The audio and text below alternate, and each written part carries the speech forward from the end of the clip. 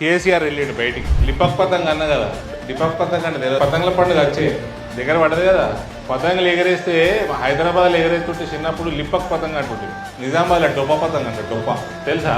బద్ద ఉంటుంది కదా, పతంగి బద్ద ఉంటుంది, నిలువు ఒకటి ఉంటుంది, ఇట్లా ఒకటి ఉంటుంది, అడ్డం ఒకటి ఉంటుంది. ఆ బద్దల బలం లేకుంటే డొప్ప అవుతుంది, గాలి ఎగరేసినప్పుడు ఇట్లా అయిపోతుంది.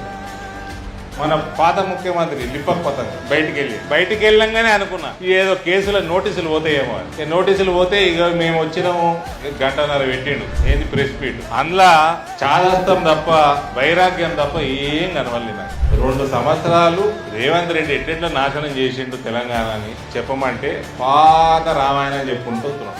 ఒకటి మీడియా అంత ఉన్నది, మీడియా ముందు చెప్తే నేను ఇంతకుముందు మసాలు చెప్పినాం. కల్వకుంట్ల చంద్రశేఖర్ రావుని అందరూ ఈడ కూర్చున్న వాళ్ళందరూ కూడా ఒకప్పుడు ఆయనకు అభిమానులు, నేను కూడా అభిమాని. ఉద్యమం నడిపిండు, చదివిండు, సబ్జెక్ట్ నేర్చుకున్నాడు, ప్రత్యేకంగా ఇరిగేషన్ మీద అధ్యయనం బాగా చేసిండు. ప్రొఫెసర్ జయశంకర్ గారు లాంటి మేధావులు, ఆయన చీఫ్ ఇంజనీర్ ఉండే ఇరిగేషన్ ఆయన రావు, ఆయన అట్లా అందరినీ కూర్చోబెట్టుకొని వాళ్ళందరికీ ఏమో షర్బత్ పోసు, ఈయననేమో గ్లాస్ పెట్టుకో. నాకు ఎట్లా తెలుసు అంటే ఉద్యోగం చేసే టైంలో ఈయన పక్కిళ్ళే మా దోస్తు ఇంట్లోకి పెట్టేక్తూ పోతుంటే ఈయన రూమ్లో ఈయన కూర్చునేది కుర్చీలా చుట్టూ వాళ్ళని కూర్చోబెట్టుకొని ముచ్చట మందాక్కుంటే మధ్యాహ్నం పూట చేస్తుండే. ఇదే పని చేస్తుండే కానీ మందాక్కుంటే చేస్తాడు. పోయినప్పుడల్లా ఇదే పని. మంచిగా పొద్దున్న 11 బజే లేస్తాడు, 2 గంటలు పని చేస్తుండే, 3 గంటలు చేస్తుండే, మళ్ళీ 2 గంటలు గ్లాస్ పెట్టుకున్నాడు.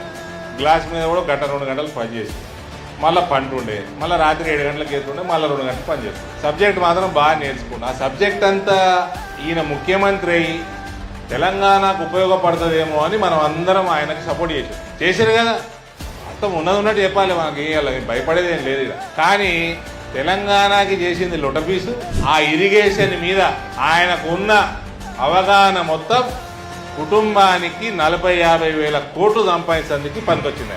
అంత పాపాత్ముడు కల్వకుంట్ల చంద్రశేఖర్ రావు అంత పాపాత్ముడు తెలంగాణలో నా భూతో నా భవిష్యత్. నమ్మక ద్రోహి, తెలంగాణ సమాజం యొక్క నమ్మక ద్రోహి.